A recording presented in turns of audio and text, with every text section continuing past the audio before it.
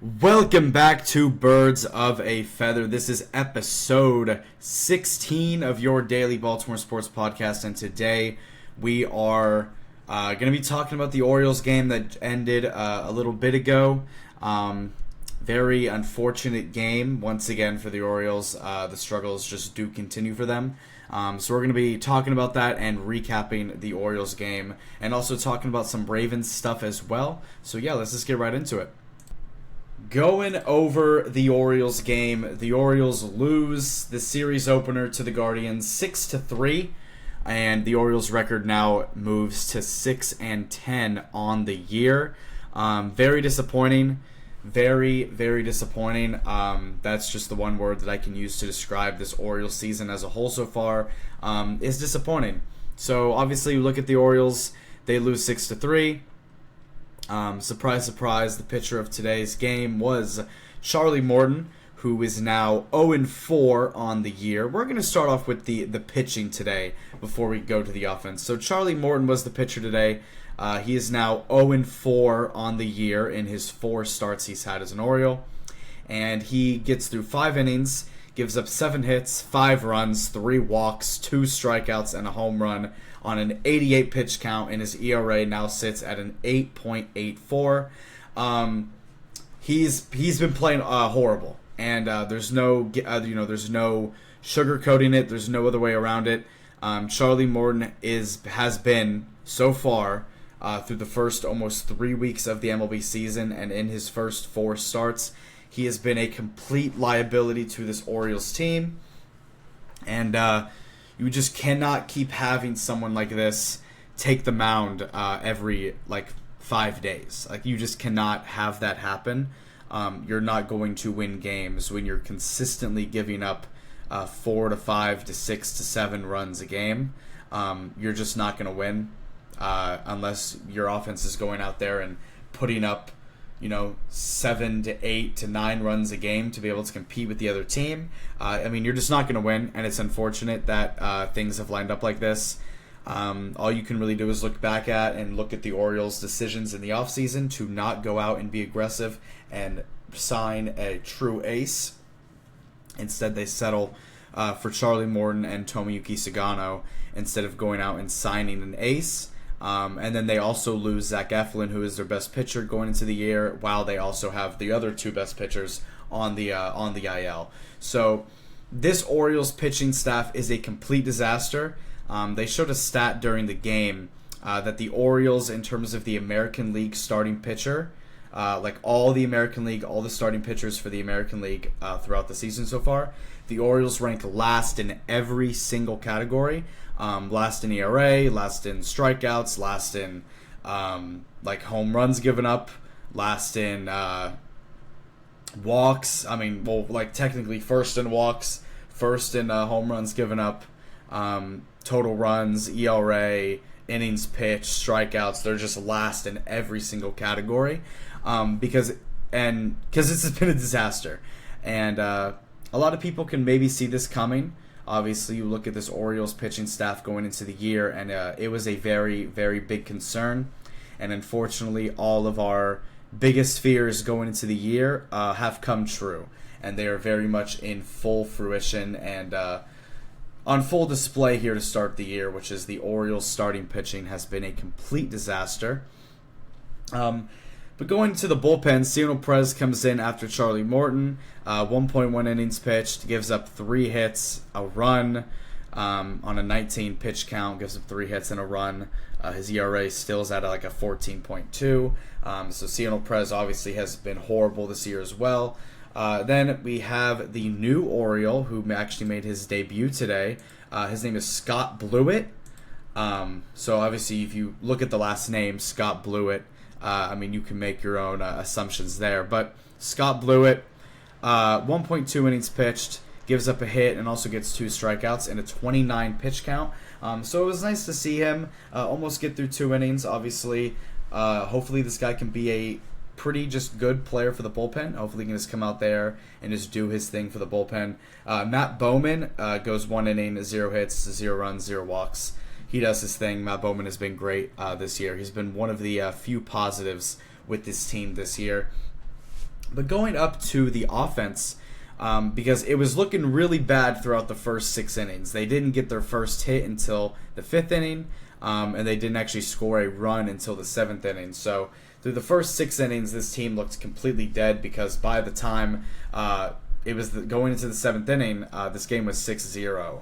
So, but going to the offense put up 8 total hits and scored 3 runs. 2 for 7 with runners in scoring position. And if you look at this lineup here, and I'll go through it in a second, but this lineup that was constructed for today's game is very questionable, and you can't really do anything else but look at Brandon Hyde and really ask what is going on with the lineup construction, because this lineup just does not look very good. And going into the game, there's also a lot of concerns, and obviously they went out there and didn't perform good on offense once again. Leading off was Jordan Westburg, who went 0 for 4 with a walk and a strikeout. So Jordan Westburg's average is now actually below 200. He's sitting at a 196 average. So Jordan Westburg, obviously, he started off the year excellent. He was the best player in the Orioles through the first week of the year. But over the past couple weeks, Jordan Westburg has been pretty bad.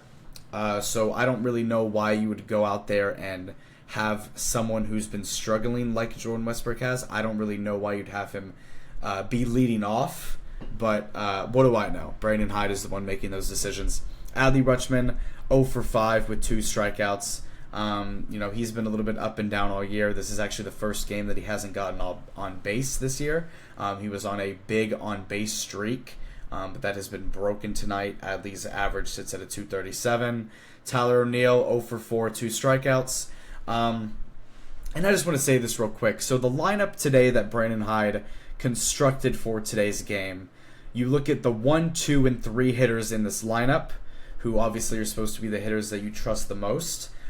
They went a combined 0 for 13 with 5 strikeouts and no hits, no runs, no RBIs, and 1 walk combined between Jordan, Adley, and Tyler. So, your 1, 2, and 3 batters did absolutely nothing. And then you go down to Gunnar Henderson, who was batting 4th at cleanup. For some reason, Gunnar Henderson gets moved from the leadoff spot. I understand what Brandon Hyde's trying to do. He's trying to move things around and change things, but the lineup that he constructed today, I mean, it makes 0 sense. I understand the analytical side of it, where you want to have the best matchup based on whatever arm the pitcher pitches with and whatever side of the batter hits best with. But again, talent a lot of the time overruns analytics. And if you're a talented player, you're going to overcome, a left-handed hitter and a right-handed hitter. And I guess Brandon Hyde doesn't believe in that. So again, your 1, 2, 3 hitters do nothing. Gunnar Henderson batting 4th. He goes 2 for 4 with a run. So it's good to see Gunnar Henderson, starting to get his hits up, starting to get his average up again, being more of a contact hitter. Gunnar Henderson still has not hit his first homer of the year. Gunnar's average is sitting at a 237. Ryan Mountcastle goes 1 for 4 with an RBI and 2 strikeouts. Gary Sanchez goes 1 for 4 with an RBI. Cedric Mullins, and I just want to say this about Cedric Mullins, man. I'm so happy that he's had the start to the year that he's had. I mean, again, you look to last season, a lot of people were writing Cedric off in the second half of the year and even in the first half of the year because Cedric had a pretty weak season last year compared to his other years. But it's so cool seeing Cedric Mullins back as, just a great player. We obviously know he's an amazing outfielder, but he was struggled a lot with his bat last year. But he has really started off well this year hitting-wise. And in today's game, he went 2 for 3, scored a run, and had a solo home run as well. He had the solo home run in the 7th inning. Cedric Mullins, again, he's had a great start to the year. He's hit 3 home runs. He's batting a solid 300 on the year right now. Actually, no, that's home run number 4 for Cedric, and he's batting the 300 on the year. Cedric has 100% been the Orioles' best offensive player this season. It's not even a conversation. Cedric is doing his job. And when you look at the season that Cedric Mullins has had, you would think, okay, he has a good average. He's hitting home runs. He's getting on base from walks. So where would we put Cedric Mullins in the lineup if he's playing this well and has been our best player in terms of getting on base and also just getting hits? We decide to put Cedric Mullins batting 7th today. I would have much rather had Cedric Mullins be anywhere in the top 3. Maybe even have Cedric Mullins lead off. You don't want to have someone who's struggling leading off. Like, this doesn't really make a lot of sense to me. Cedric Mullins was batting 7th today. He still went out there, did his thing, no matter where his position is on the lineup. Ramon Laureano got the start today, 0 for 3 with 2 strikeouts. He has been pretty much an auto out all year. Keston Kjerstad came in as a pinch hitter. He had 1 at bat and a strikeout. Jorge Mateo, for some reason, started this game. He had a base hit. He went 1 for 3. He actually got his first hit of the year. And then Ryan O'Hearn came in as a pinch hitter and also got a base hit as well. So you look at this lineup and you look at the fact that we are playing Gary Sanchez, we're playing Ramon Laureano, we're playing Jorge Mateo. And it just doesn't really make a lot of sense. And you're also, you're Jordan Westburg is your leading off guy, and you have Gunnar Henderson batting cleanup. You have Cedric Mullins batting 7th. It just doesn't really make a ton of sense. And we're moving this lineup around a lot because we're trying to find some sort of thing that works. But this is just not it, and hopefully I will never have to see this lineup ever again in my life because this is just not it at all. Jackson didn't play today. Heston didn't start today. Just doesn't make a ton of sense. But again, this is up to Brandon Hyde. This is his decisions, and we just have to roll with it. This Orioles team, it's a very disappointing start, and we're only 16 games into the year, but it has felt like 50 games into the year. It has been such a mental toll kind of. This team has just been so complicated to watch, and complicated to figure out of why they're making the decisions that they're making, because it just doesn't really lead to anything. And today, Mike Elias was talking with the media, and someone mentioned the fact about extensions and stuff, because obviously extending Gunnar Henderson, extending Adley Rutschman, Jordan Westburg, all of these guys are very, very, very important. And Mike Elias just said, they're working on it. So again, no real clarification on anything going on there by Mike. But also we got some updates on Zach Eflin, and they said that he will begin to play catch sometime this week, and also that they are hopeful and optimistic that it is a week's thing and not a month's thing. So they're hopeful that he will be back within the next couple to few weeks, instead of it being a long-term injury. And if this does turn into a long-term injury, then we are really screwed as a team, because we are really struggling over here without Zach Eflin, and we're really struggling over here with the way that our starting pitching is, and also the way that our offense is playing. Because when you look at this team as a whole, and you talk about everything that's been going on, the Orioles' offense has been severely underperforming. The starting pitching has been plagued with injuries, and they're also, not extremely talented on paper, and they're also playing as they're supposed to. They're playing very bad. So the offense has been underperforming and playing bad. The starting pitching has been playing bad, and the bullpen has been a little bit shaky, but okay at best. So this Orioles team is just, again, having a hard time finding a way to win games. Again, they're 6-10. They have one of the worst records in the MLB, and for a team that was 6th or 7th in World Series odds going into the year, and a team that everybody could agree that they are a top 10 team going into the year based on the young talent, and based on maybe the possible optimistic features of the starting pitching. The general public thought, okay, this team is going to be fine. Obviously they expect the Orioles to make the playoffs, maybe not win the division with how, the Red Sox and the Yankees, how their off seasons went. But this team was expected to be a, 9th, 8, 9, or 10 best team in the league. They have obviously high expectations to make the playoffs and see what's going to happen. And when David Rubenstein was talking to this team in spring training in the clubhouse, he was saying, we want to win a championship. We want to do everything that we can to help this team get closer to winning a championship. And if we look at the way that the offseason went, and we look at how they're playing, this team is not playing anything near a championship contender, and with the way that the Orioles are playing right now, they will 100% not be making the playoffs. So they kind of got to turn some things around soon.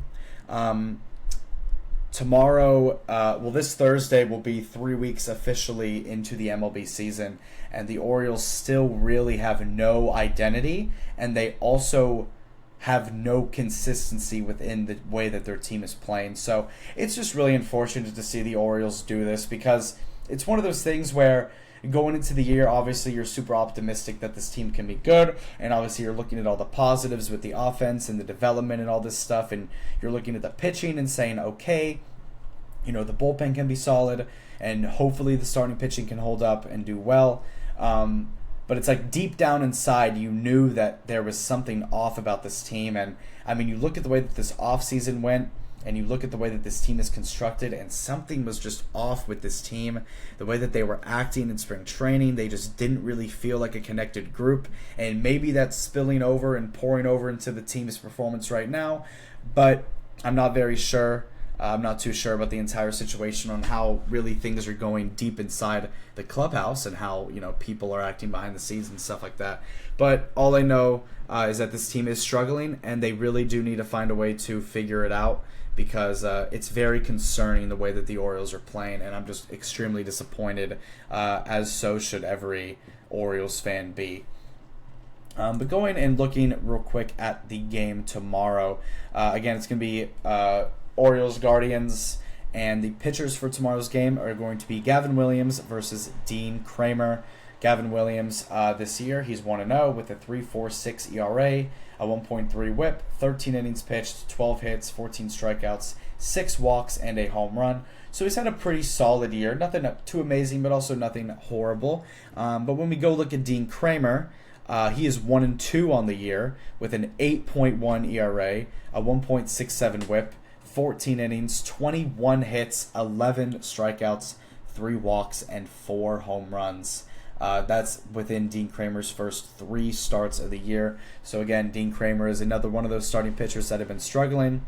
Hopefully he can find a rhythm, and hopefully he can just hold it down as much as he can tomorrow. Again, that's all you can really do, is just pray that the pitching can hold it down, and at the same time pray that the offense can find their rhythm, get some base hits, maybe hit some balls out of the park, and just score some runs, while at the same time just have the pitching do their thing, and just have the pitching try and find their rhythm, hold it down, and hopefully we can get some, and hopefully Dean Kramer can just have a good start here.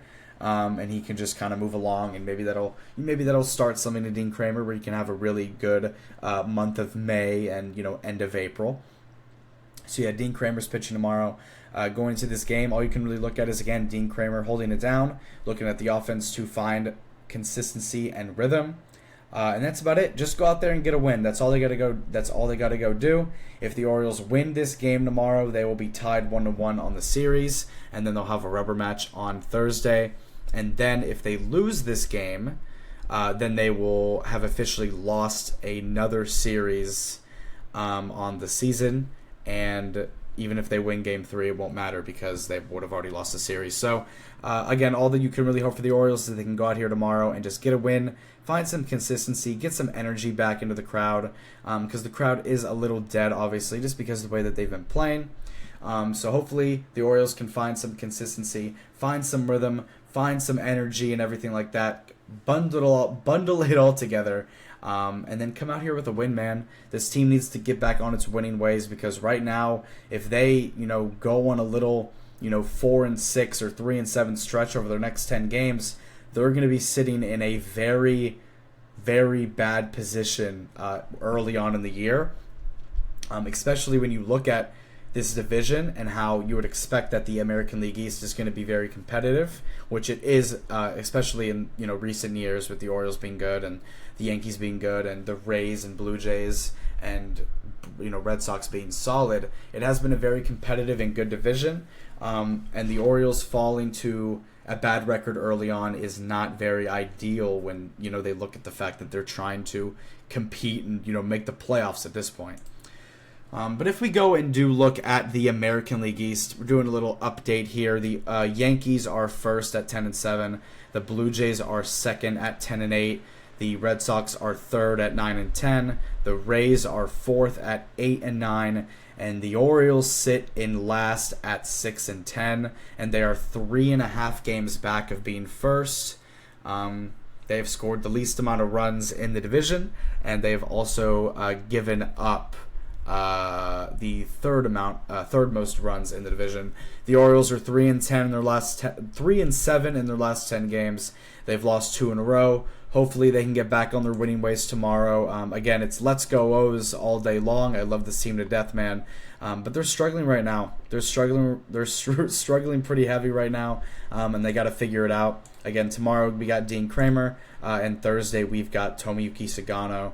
So yeah, hopefully all they can do is just find a way, find some consistency, find some rhythm, and just get it going, because this team needs to find its winning ways again. And now going over and talking about some Ravens updates today. Eric DeCosta and John Harbaugh did a press conference today for the media where they were talking about the draft that's coming up, obviously next Thursday, and also, talking about some other updates regarding extensions and stuff like that. So, yeah, Eric DeCosta today, he said this is a pretty good draft class with good players across the board. Obviously, I do agree with this. If you look at this draft class, I think it has an opportunity to be one of the better draft classes in a while. I truly believe that there's going to be talent across the board all throughout the first round and also on day 2. And they were asking Eric DeCosta about whether the early rounds are going to be dependent on defense-heavy stuff, and he said, I think we'll just stick to the board like we typically do historically. We've always been a best team available type of team, or best player available type of team, and we believe that that's the best way to approach it. Obviously, this is the right thing to do. When you look at the Ravens in the past, they have really gone best player available every single time. But again, they can do that this year even more than ever because this team is extremely talented. They don't necessarily need anything crazy, but again, they do have 11 draft picks that they're going to have to use to build a team. And when you think about the first round, going best player available could mean a Malachi Starks at safety, or it could mean a Donovan Izakaru at edge, or a James Pierce Jr. at edge, or maybe even a Tyler Booker, or a Josh Simmons if he falls down there, or just someone like that. There's a lot of great players. There's going to be an amazing player that's available at pick 27. And obviously, I put all my trust in Eric DeCosta when it comes to drafting. This is his bread and butter. When you look at this Ravens team, a lot of this team is built homegrown through the Ravens. You look at Tyler Linderbaum, you look at Lamar Jackson, you look at Kyle Hamilton, Zay Flowers, Rashad Bateman, Ronnie Stanley, Mark Andrews, Isaiah Likely. All these guys are built through the Ravens draft process, which has been historically very good. Obviously, go back to when the Ravens first became a team and the first draft that they have. They're the only team still to this day in NFL history that has drafted 2 first ballot Hall of Famers in the same round. Obviously, Jonathan Ogden and Ray Lewis. And looking back at that, I mean, what an insane draft to get 2 of the greatest at their position in the same round. But Eric DeCosta was also talking about the 11 draft picks. He said, we have a good team. We feel good about our roster. It'll be hard for 11 players to make the team right out the gate. I like having 11 picks. I think it gives us a lot of flexibility, and our goal would be to have an extra picks every single year. Obviously, getting a lot of draft picks is important. Maybe it's not as important to the Ravens as it is to other teams. And I think that if the Ravens do see a player, whether it's in the draft or maybe even outside the draft, but if it's in the draft, obviously, if they see a player that's falling that they really, really, really like, whether that's on day 1, 2, or 3, the Ravens have the picks to go out and trade for those players. Obviously, a majority of those 11 players are day 3 picks, but they still have a lot of draft picks in general. And again, if they do see a player, even in round 1, I would love to see them in round 1. If they see someone that they really like falling, let's say maybe a Mike Green is starting to fall, or a Nick Emanuari is starting to fall, or someone like that. If they really see someone that they like that's starting to fall, and they think that they're in distance to try and go trade up, I think that they should just pull the trigger and try and trade up for that guy. They have the draft picks to do it. They don't need 11 draft picks. I mean, Eric DeCosta said it himself. He said it's going to be really hard to find 11 players that are going to start out the gate day one, and obviously that's the case, because whenever you draft players, not everyone will make the team. But that's why, again, the Ravens should just try and go out and trade for somebody in the draft if they see them fall, or, outside of the draft. Maybe that there's a player that's on the trade block across, teams in the league that they would like to see. Maybe use those picks and try and trade for a player who's like already certified at their position in the league. Whatever the Ravens do, again, I trust Eric DeCosta with everything. He is not disappointed, at least, especially in the first round. He really is not disappointed in the past years. I look at Patrick Queen, and I wanted him. We get Patrick Queen. I wanted a receiver. We go out and get Zay Flowers. I wanted a receiver. We go get Rashad Bateman. Like, they have done me right. They've done the team right. They've done the fans right. They've always delivered when it comes to draft picks. They're also saying about obviously the stuff with drafting a kicker. The Ravens and getting and picking up a kicker is obviously going to be a big deal because of the whole Justin Tucker situation. He says, on drafting a kicker, he said, I think it's worth it if you have the right kicker. It just depends on the board, it depends on the player, and depends on how the coaches see him. He said there's no blueprint in finding a kicker, but just trust the team's ability to find and evaluate kickers. So again, I do expect the Ravens to go out and draft a kicker. I don't know where that's going to be, but I obviously don't expect Justin Tucker to be on the team anymore. So I think they're going to go out and get a kicker and just see how it works. He was also saying how he did have conversations with Lamar Jackson about the roster, but he did say that he prefers to keep those conversations private, which makes sense. And there's also some news about Mark Andrews, which has been kind of getting brought up a little bit, and it's more of the fact that Mark Andrews, Ian Rappaport had a report where it was talking about how his status with the Ravens is very much up in the air, and that be on the lookout for either sometime in the next week a trade with Mark Andrews or a trade on draft night. And if it is a trade on draft night, I don't really know what the Ravens would get back in return. I don't know if they're going to get a player back or if it's just going to be picks. We'll see what happens with that. But they are saying that the Mark Andrews status is a little bit up in the air. And they were also talking about Mark Andrews today to Eric DeCosta, and he was saying how, he loves Mark Andrews. He's a warrior. And, he doesn't necessarily know for sure what's going to happen. And whenever you say something like that, it is a little bit scary. Again, Mark Andrews is at the end of the day, he's one of the greatest Ravens ever. From a tight end standpoint and an offensive standpoint, he is one of the greatest Ravens ever. The things that he's done for this team, especially over the past 4 or 5 years, have been great. He's always been Lamar's most reliable target that he's had. Obviously, in big scenarios in the regular season, he always comes out and delivers. But in the playoffs, he has struggled. If you look at his playoff numbers, he actually never has had a postseason touchdown. And then obviously, we can go back and talk about what happened this past year with the Bills, with the not only the drop to tie the game with the 2-point conversion, but also the fumble on the drive before when we were crossing midfield. So again, Mark Andrews, that was the worst football game he's probably had in his entire career. But I think at the end of the day, a lot of Ravens fans need to kind of take a step back and remember Mark Andrews really as a great player for this team. He has done a lot. Obviously, in the playoffs, it was a disaster this past year, and you can put a lot of blame on him and point a lot of fingers at him. But he has done a lot for this team. It's not like he's some random tight end who just had a bad game and we'd be okay with getting rid of. Mark Andrews is one of the best Ravens ever. He's obviously the Ravens' all-time touchdown leader for receptions. So that means something. And if we do get rid of Mark Andrews, obviously it's going to be sad. A lot of Ravens fans are going to be sad, but there's also a lot of people and Ravens fans that are going to be happy because of the way that he performs. And I understand from that standpoint that this team isn't they're in the position where they need to win and they can't have stuff like that and they have to have players who can perform. I understand that. But I just hope that Mark Andrews, if he does leave Baltimore, I hope he kind of gets the recognition and love that he really does deserve, because he has done a lot for this team. He's come in clutch so many times in the regular season, and he's had so many great plays. But it's just unfortunate to see the situation happen. But thankfully, we do have Isaiah Likely, who is spectacular, as we know, one of the most underrated tight ends, probably the most underrated tight end in the league. And if he does get tight end 1 numbers next year, and he has the ability to be the tight end 1 for the Ravens, I would love to see the numbers that he could put up with Lamar, because obviously him and Lamar's chemistry is obviously great.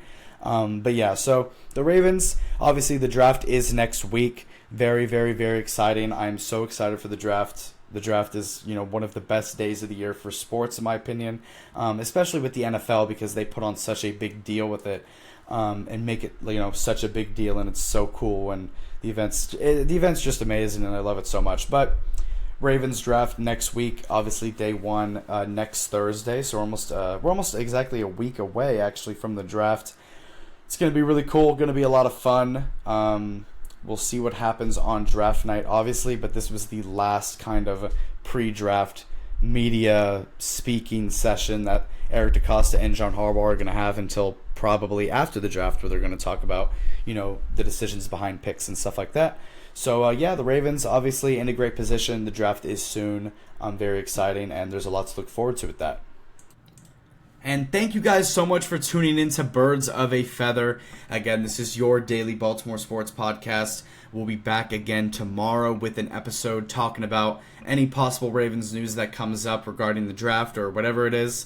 We'll be another episode tomorrow talking about the Ravens and any possible news about that. But mainly tomorrow, the episode is obviously going to be about the post-game reactions and recap and everything like that to the Orioles game against the Guardians tomorrow. So I'll have an episode up tomorrow night as well. Thank you guys so much for watching again. I appreciate all the support, appreciate all the love.